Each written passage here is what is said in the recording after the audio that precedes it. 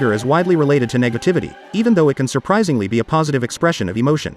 In general, studies compared individualistic cultures, like the US, and collectivistic cultures, such as China. The expression of anger is present in all cultures, supporting the theory of anger as a universal emotion.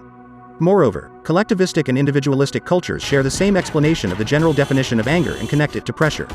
Lastly, when aiming to regulate emotions, the use of suppression or reappraisal was roughly similar between those cultures. From a cognitive approach, anger is directed through emotional control. There are the antecedent-focused strategies, which change the interpretation of the emotion, and the response-focused strategy differentiated by the post-experience change of the expression, like suppression strategy.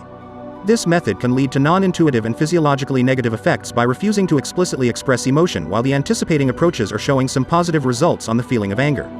In a study, collectivistic cultures presented positive effects using the suppression method and a greater cardiovascular reactivity in expressing the emotion, while the opposite appeared in individualistic cultures.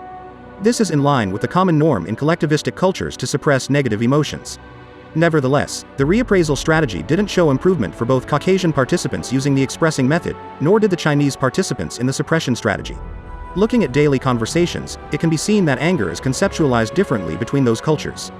For example, collectivistic cultures assume anger to be located in the stomach, whereas individualistic cultures locate anger in the head.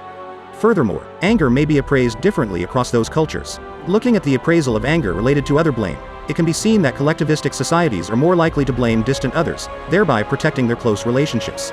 Meanwhile, individualistic societies blame people close to them, when relational norms are not met, for instance. Moreover, in collectivistic cultures, the interpretation of anger is more positively related to authorities and higher socioeconomic status, whereas individualistic cultures tend to attribute it to lower economic status in general.